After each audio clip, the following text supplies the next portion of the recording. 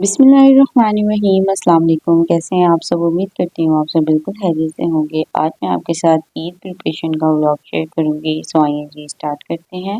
Welcome to Pigeon Daksa YouTube channel. Please like my video, subscribe my channel and press the bell icon for latest videos. और ये ना 9 ज़िलहज का day है और आज Friday भी था माशाल्लाह से। और मैंने डिसाइड किया था आज अरफा का दिन का रोज़ा था, तो मैं रोज़ा ज़रूर रखूँगी। अब मुझे दो थी किया तो मुझे रोज़े की बहुत ज़्यादा खुशी थी या फिर मुझे ये डर था कि पता नहीं मैं सुबह उठ सकूँगी कि नहीं। तो इसलिए मैं रात को थोड़ी देर ही सोई थी, फिर मैं उठ के मैंने वीडियो वगैरह एडिट की और यहाँ पे 2:15 बजे का टाइम हो रहा है। सबसे पहले जी मैंने नमाज़ पढ़ी, उसके बाद जी किचन में आई। किचन में आके जी देखा है यूजुअल जी गैस नहीं थी। ईद के डेज़ चल रहे हैं फिर भी गैस वाले बिल्कुल भी गैस नहीं देते। और यहाँ पे जी मेरे पास एक शामी कबाब पड़ा था, अंडा लेके आई और सोचा एक सैंडविच बना लेती हूँ और साथ में दूध वगैरह ले लूँगी। फिर रियलाइज़ किया कि नहीं, सैंडविच के साथ दूध नहीं जाएगा, फिर ना कुछ तो लिक्विड्स में भी होना चाहिए। फिर मैंने ना लस्सी बना ली थी। तो यहाँ सुबह-सुबह बस मैं अकेली ही जाग रही थी। मैंने और मेरी सिस्टर ने रोज़ा रखना था। जी पहले मैंने अपनी सहरी बनाई और उसके बाद मेरी सिस्टर आ गई और फिर उसने अपनी सहरी बनाई। तो बस सिंपल जी एक अंडा लूँगी, उसको बीट करूँगी, पहले इसी में डिप करके शामी कबाब फ्राई करूँगी और नमक बिल्कुल बस थोड़ा-सा नमक ऐड करूँगी और कुछ भी नहीं ऐड करूँगी। और सारा काम जी मम्मा के किचन में कर रही थी क्योंकि बाहर अगर मैं लाइट वगैरह जलाती तो सब डिस्टर्ब होते। है जी, यहाँ पे बस शामी कबाब को हम फ्राई करेंगे, उसके बाद अंडा फ्राई करेंगे, ब्रेड में मायोनीज़ केचप के साथ लगाएँगे और हमारा जो है सैंडविच रेडी हो जाएगा। सुबह-सुबह का टाइम था, एक तो मेरा बहुत जल्दी कुछ खाने का मूड भी नहीं था। अमूमन अगर आपने मेरे व्लॉग्स वगैरह देखे होंगे तो मैं सुबह सुबह उठ के सबसे पहले पानी पीती हूँ, लेकिन ये पानी पीने वाला टाइम भी नहीं था। तो है जी, यहाँ पे बस मैं अपने लिए सैंडविच बना लूँगी। पर मैंने कभी भी ये अरफ़ा का दिन का रोज़ा नहीं रखा था। इंस्टाग्राम मैंने पिछले दिनों स्क्रॉल किया और हर दूसरी-तीसरी वीडियो जब से ज़िलहज स्टार्ट हुआ था, ज़िलहज के 10 दिन की फ़ज़ीलत, अरफ़ा के रोज़े की फ़ज़ीलत, हर वीडियो देखने के बाद ना फिर मैंने रियलाइज़ किया कि ये दिन हमें बिल्कुल वेस्ट नहीं करना चाहिए। अगर ज़िंदगी में ये दिन आया तो क्यों ना इसको हम अवेल करें और कुछ नेकियां कमाने की कोशिश करें और इसकी बहुत ज़्यादा फ़ज़ीलत है। और आज के दिन स्पेशली असर के से टाइम से लेकर मगरिब के टाइम तक अपने लिए ख़ुसूसी दुआ करें, अपनी फ़ैमिली के लिए दुआ करें। इंशाल्लाह ये कबूलियत का दिन भी है और ये कहा जाता है कि इस रोज़े रखने से जो हमारे आइंदा आने वाले सालों के गुनाह हैं वो भी माफ़ हो जाएंगे और जो पिछले सालों के गुनाह हैं जो हम कर चुके हैं वो भी माफ़ होंगे ना। तो बट हमें अथॉरिटी नहीं है कि आप हम गुनाह करें। हाँ, जो गुनाह हमसे जाने अनजाने में हो उसकी माफ़ी की ज़रूर गारंटी है। बट ये नहीं है कि आपने रोज़ा रख लिया और आपको रिलीफ मिल गया कि आप आइंदा आने वाले सालों में कुछ भी कर सकते हैं। नहीं, ऐसा बिल्कुल नहीं है। आप कोशिश करें खुद को गुनाहों से अवॉइड करने के लिए क्योंकि ये ज़िंदगी भी हमारे पास एक इमानत है, अल्लाह की दी हुई है और हमने इसको बेहतरीन तरीके से लेकर चलना है।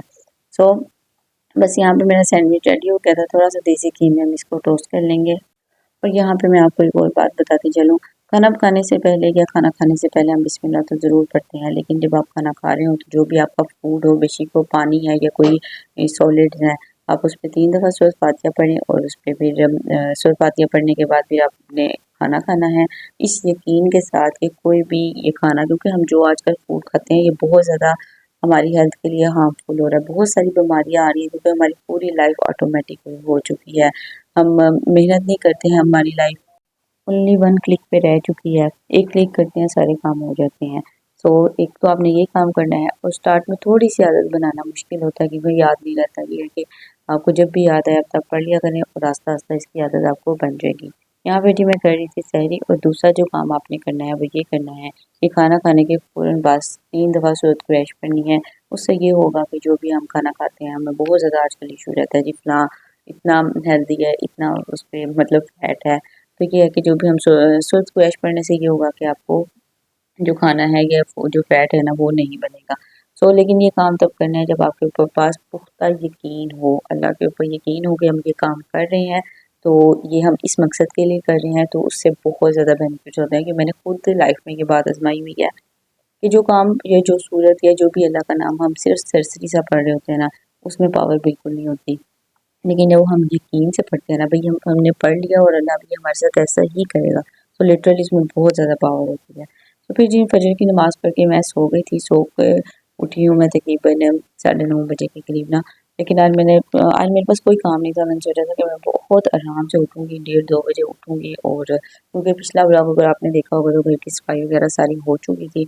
आज का काम बस कुछ नहीं था, अपने कपड़े वगैरह आयरन करने थे और थोड़ा-सा खुद के काम ही थे और एक्स्ट्रा कोई काम नहीं था। बट पता नहीं क्यों जिसे मैंने कहा हो ना कि मैंने लेट उठना, उसे मैं खुद ऑटोमेटिकली जल्दी उठ जाती हूँ। तो उठते सारी जी पहले मैंने सोचा कि सबसे पहले वीडियो को एडिट कर लीजिए। खैर वीडियो तो मैंने रात में ही एडिट कर ली थी, वॉइस ओवर करनी थी। और यहाँ पे एक बहुत मेन काम है, मेरे यूट्यूब पे बहुत सारे मुझे मेरी वीडियोस पे कमेंट्स आए हुए हैं। एक वीक हो गया मैं उनके रिप्लाई नहीं कर सकती, मतलब कर सकती नहीं, कर तो सकती हूँ लेकिन मुझे टाइम ही नहीं मिल रहा। तो इसलिए मैं उनको जो है ना आज सबको रिप्लाई भी मैंने करना है। फेसबुक वालों को रिप्लाई मैं साथ ही कर देती हूँ कमेंट्स पे, क्योंकि वहाँ पे बहुत ज़्यादा नोटिफिकेशन हो जाते हैं और फिर वो जो नोटिफिकेशन है ना मेरा गुम भी हो जाता है कि किस किस नोटिफिकेशन पे कमेंट आया। और मैं आपको यहाँ पे अपनी इंस्टाग्राम दिखाऊँ, मुझे अपनी इंस्टाग्राम और टिकटॉक बहुत प्यारी लगती है। जब भी मैं इनको स्क्रॉल करती हूँ इतनी कलरफुल आईडी, क्योंकि इसी फॉर्मेट में जो है ना वो टिकटॉक चलती है तो उसको भी बहुत ज़्यादा कलरफुल लगती है। लेकिन यूट्यूब और फेसबुक का थोड़ा सा डिफरेंस है, वो इस तरह नहीं ना आती, लेकिन मुझे अपनी इंस्टा बहुत प्यारी लगती है। जब भी मैं इसको स्क्रॉल करती हूँ मैं अपनी प्रोफाइल ज़रूर चेक करती हूँ, बड़ी कलरफुल सी लगती है जी। यहाँ पे माशाल्लाह से रात ही कुर्बानी का जानवर आ चुका था। अब जी घर आया था थोड़ी देर के लिए, और अल्लाह पाक तमाम लोगों की कुर्बानी कबूल करे, आमीन सुम्मा आमीन। और हमें बहुत सारी तौफीक दे कि जिन लोगों ने नहीं की हम उनमें डिस्ट्रीब्यूट कर सकें। वैसे तो अल्लाह पाक हर एक को हिम्मत दे, क्योंकि हर एक की ख्वाहिश होती है कि हम ये कुर्बानी जो है ना वो करें। बाकी ये है कि जिन्होंने नहीं किया अल्लाह पाक उनको हिम्मत दे, और जिन्होंने की है उनको तौफीक दे कि वो इसको ज़्यादा से ज़्यादा डिस्ट्रीब्यूट कर सकें। और मुझे माशाल्लाह कुर्बानी के जानवर देखना इतना पसंद है, इतना पसंद है, इनकी कुर्बानी देखना, कुर्बानी के जानवर देखना मुझे बहुत ज़्यादा पसंद है। और ये जो इस दफ़ा हमारा बैल आया था ना, ये बिल्कुल भी शरीफ नहीं था, ये थोड़ा सा अग्रेसिव था। और फिर मैं अपनी सिस्टर को कहती कि इसकी कुर्बानी देखने का बहुत मज़ा आएगा।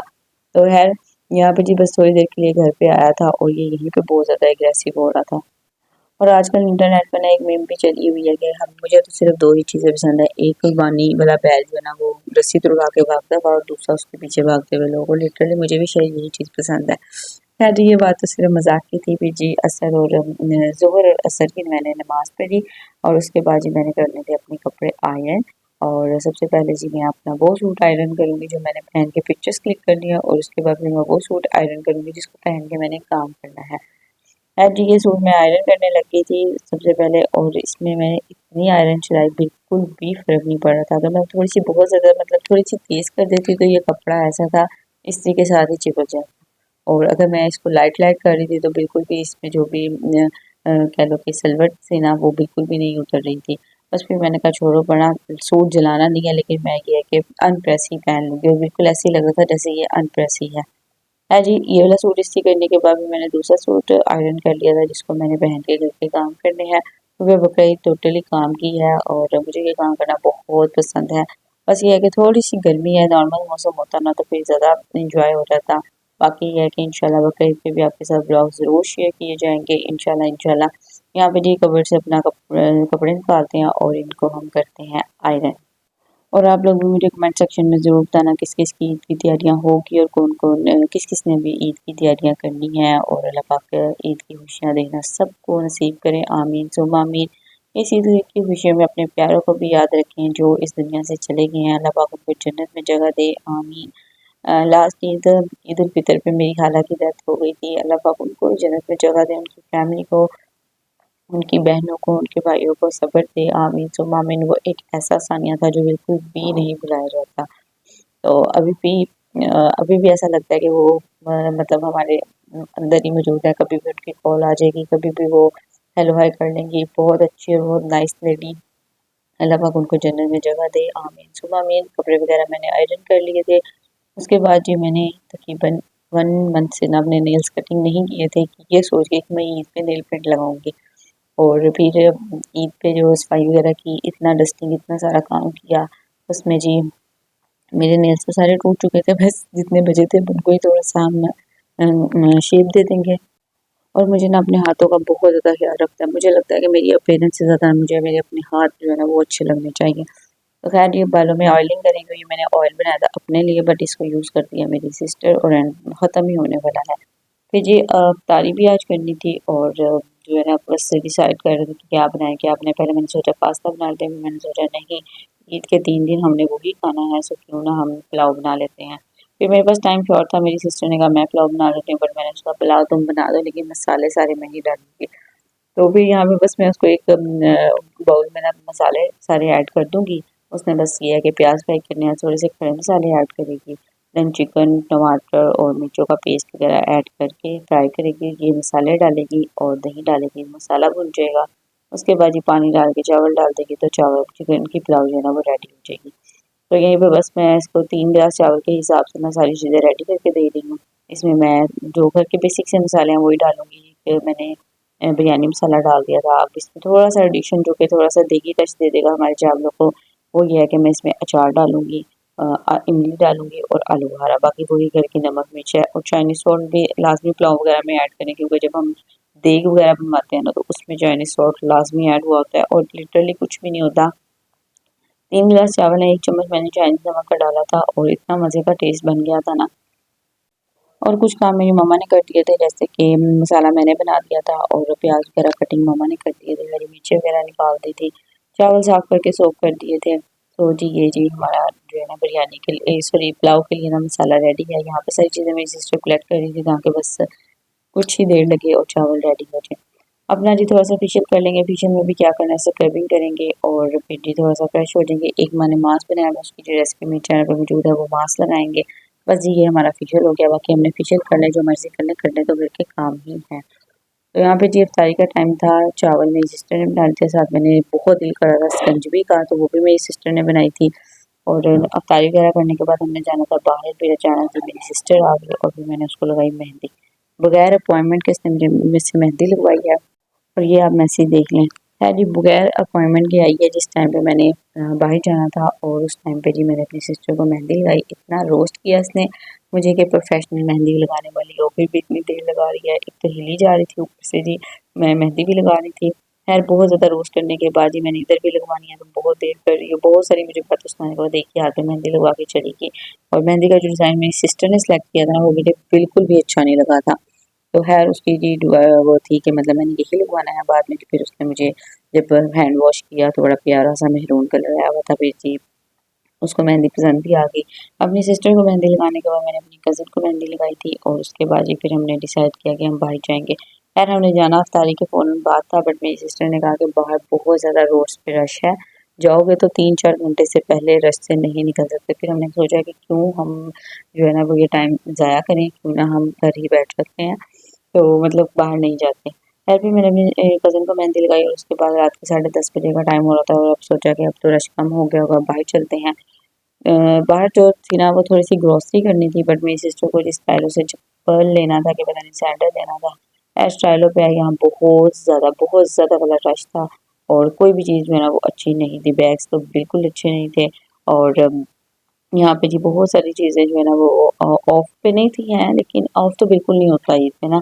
तो ये मुझे जो है ना मैरून कलर बहुत ज़्यादा अट्रैक्ट करता है। फिर यहाँ पे जी ये कुर्ता था था तो प्यारा, लेकिन जो इसके ऊपर एम्ब्रॉयडरी हुई थी ना उसमें नीटनेस नहीं थी, लेकिन इसलिए भी मैंने नहीं लिया और ये था भी वैसे विंटर का। तो ये जी आउटलेट ये वाला कॉर्नर तो सारा खाली था, लेकिन जो शू रैक था ना वहाँ पे बहुत ज़्यादा रश था। फिर जी यहाँ पे कोई जो है ना कस्टमर अपनी बिल्ली भी साथ लेके आया हुआ था। तो ये माशाल्लाह इतनी प्यारी है, ये है पाकिस्तानी बिल्ली नहीं है, ये रशियन शायद बिल्ली लग रही थी। माशाल्लाह बिल्ली बहुत प्यारी थी। और यहाँ पे जी ज्वेलरी लगी हुई है और उसके बाद जी बस हमने यहाँ पे थोड़ा-सा चेक किया और फिर चले गए। रोड्स पे बहुत ज़्यादा रश नहीं था, बस एवरेज था। और उसके बाद जी हमने जाना था यूरो मार्ट और यूरो मार्ट जाके जी मैंने कुछ ग्रॉसरी करनी थी, इसलिए मैं वहाँ के ना प्रॉपर क्लिप्स वगैरह नहीं रिकॉर्ड कर सकी।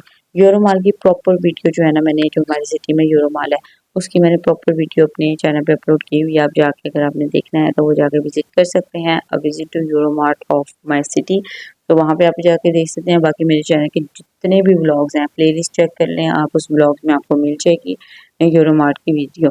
तो यूरो मार्ट जो है ना एक ही प्लेस पे कह लो कि आपको पास ह्यूज कलेक्शन आ जाती है चीज़ों की, जिसमें ग्रोसरी भी है, क्लॉथ्स वगैरह भी हैं और उसके बाद आपके पास ज्वेलरी के ऑप्शंस, मेकअप के ऑप्शंस आ जाएंगी, क्रॉकरी के आइटम्स आ जाएंगी।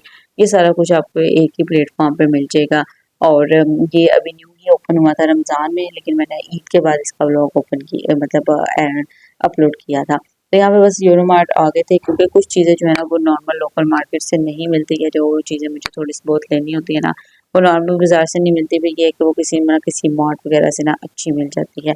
तो चीज़ें तो मैंने आपको नहीं दिखाई, जो चीज़ें बाय की थी इंशाल्लाह ईद वाले ब्लॉग में या दिखा दूंगी, या वैसे किसी ब्लॉग में जो है ना वो दिखा दूंगी। क्योंकि बस ये था कि अब जल्दी जल्दी घर वापस भी जाना है। फिर मैंने अपनी सिस्टर्स वगैरह को भी मेहंदी लगानी थी और फिर मेरा भी बहुत मूड हो रहा था क्योंकि मैंने तो मेहंदी लगानी होती है ईद के ईद भी नहीं लगाती, क्योंकि मैं लगा के दूसरों को खुद थक जाती हूँ, फिर मैं कहती हूँ छोड़ो अपना क्या करना है टाइम वेस्ट करके।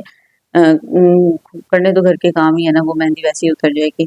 खैर जी, बस यहाँ पे हमने कुछ शॉपिंग की, पापा ने बिल वगैरह कराया और फिर हम चलेंगे घर की तरफ वापस। सो बस यही था मेरा ब्लॉग। और घर जाके जो मैंने मेहंदी लगानी थी ना, घर पहुँचते-पहुँचते हमें बज गए थे 12:30 और फिर मेरी सिस्टर ने कहा चलें अब हम सोते हैं, सुबह उठेंगे जल्दी और फिर सुबह देख लेंगे, अगर टाइम हुआ तो फिर लगवा लेंगे, क्योंकि कोई पता नहीं पहले दिन कुर्बानी होगी, दूसरे दिन कुर्बानी होगी। तो अगर फर्स्ट डे ना हुई तो फिर ये है कि मेहंदी वगैरह जिसको नहीं लगी वो लगा लिया जाए, उसको लगा ली जाएगी। 12:30 बजे जब हम घर पहुँचे तो फिर बस यही था कि अब सो जाते हैं, सुबह जल्दी उठेंगे। और बस यही था मेरा ब्लॉग। होप सो आपको अच्छा लगा होगा मेरा ब्लॉग। अगर ब्लॉग अच्छा लगे तो मेरी वीडियो को लाइक करें, मेरे चैनल को सब्सक्राइब करें, अपने फ्रेंड के साथ लाजमी शेयर करें। Thank you so much. और मेरे चैनल को लाजमी विजिट करें, उस पर आपको डेली बेस पे नया कंटेंट देखने को मिलेगा।